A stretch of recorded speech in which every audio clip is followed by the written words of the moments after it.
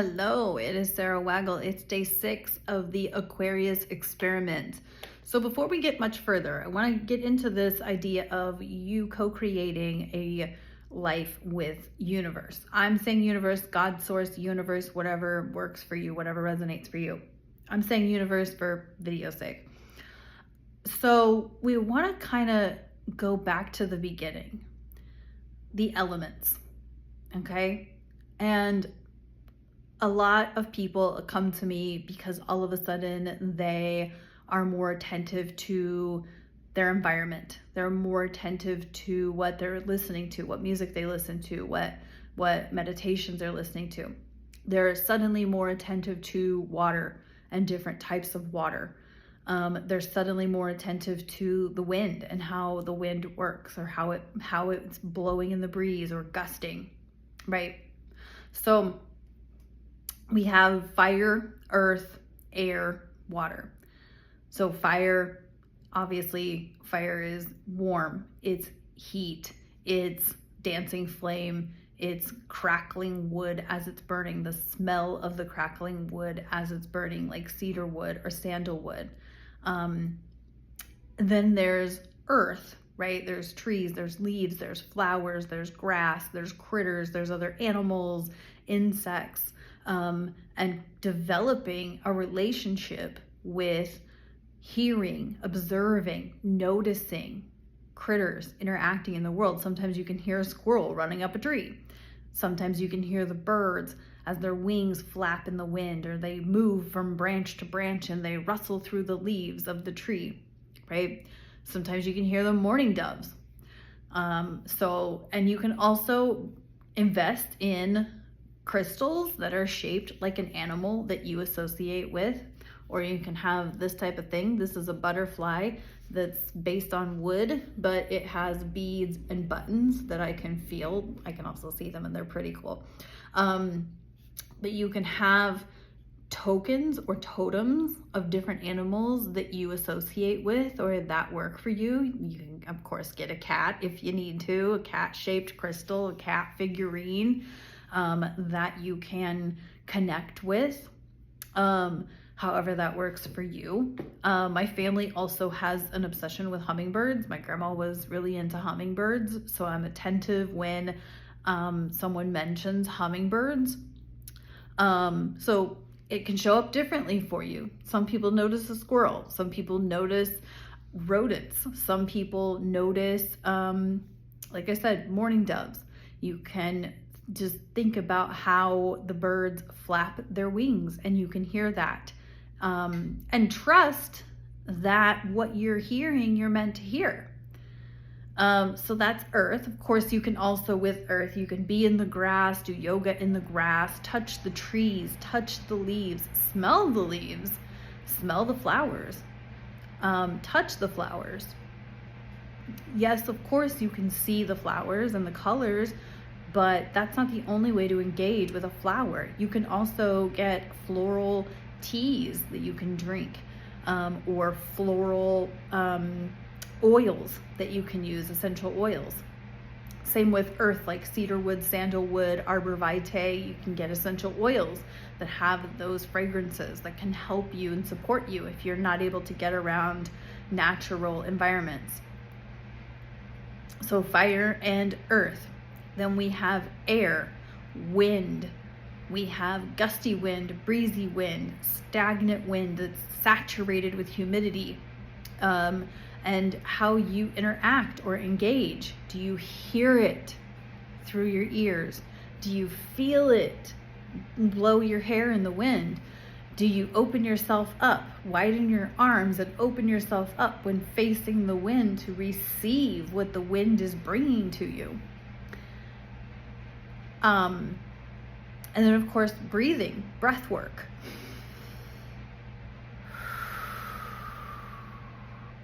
Inhale, exhale, inhaling into your chest, inhaling into your belly, dropping your shoulders, pulling your shoulder blades together and opening yourself up to your own breath and breath work. And then there's water. Water is a waterfall, a hot springs, it's an ocean, it's a babbling brook, It's a stagnant pond or canal. Water is your shower. It's your bath. It runs from your tap. You drink it, you consume it. Water is also hail and sleet and snow and rain, different forms of water, right? So, and it's appreciating or noticing the healing or the therapeutic effects or even the cleansing effects, such as a shower or a bath or even a hot springs or even sweat when you're in a sauna or a hot yoga or something like that, where you're moving to the point that your body is releasing toxins through sweat. Your tears, when you cry out your emotions, your tears are also water. So it's how you connect with these elements, the fire, the earth, the air, the water, that helps you, supports you to see how the universe, your higher self, your higher power shows up for you, and it supports you. Maybe you hear a bird. You don't have to know the bird, but you can hear the bird, or you hear the squirrel run up the tree, knowing that he's probably got something, like a nut or a acorn in his cheek, preparing. So you can look up on the internet various spiritual significances of various critters and creatures. So you can look up the spiritual significance of a squirrel, of a butterfly, of a bird, of a mourning dove, or of an owl, of crickets. You can look up the spiritual significance of these things, even a flower.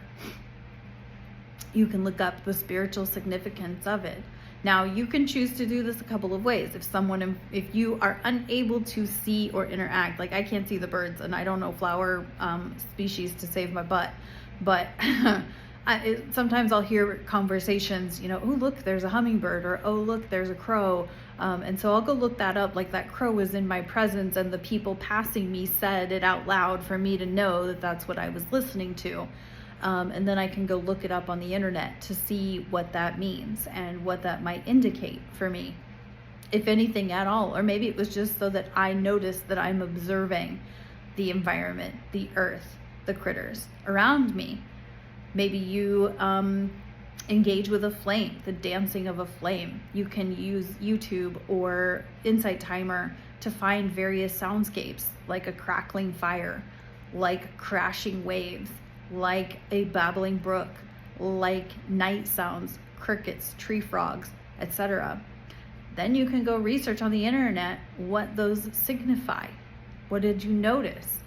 And as you start building this relationship with universe, you'll start noticing the things that resonate with you, right? Most people resonate with cats. I'm not one of those people, but I know a lot of people do, so I'll bring it up. The cats represent femininity. They represent nurturing. They also represent protection. So if you are a cat person, maybe look up the significance of a cat and then invest in a figurine. Or if you have cats, good for you. But maybe you notice when you hear cats meow. I have cats outside my window. I cannot get away from cats and they drive me nuts. But anyway, I digress.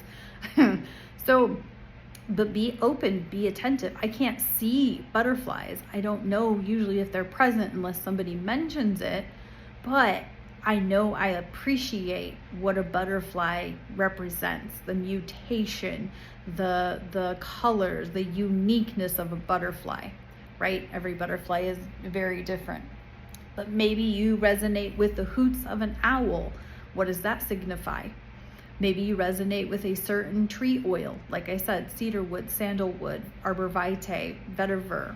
What does that represent? What's the spiritual significance of it?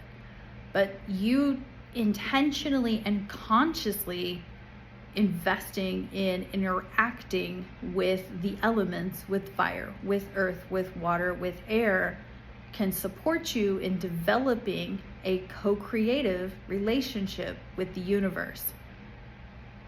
So I hope that's helpful. Please let me know if you have questions or if you have comments or if you need help in this area. And we'll talk more about synchronicities on a later video, but I wanted to start here because while we can notice synchronicities with numbers, with other things, it really starts with interacting with the 4 elements. So that's what I got for day 6 of the Aquarius experiment. I'll see you guys tomorrow.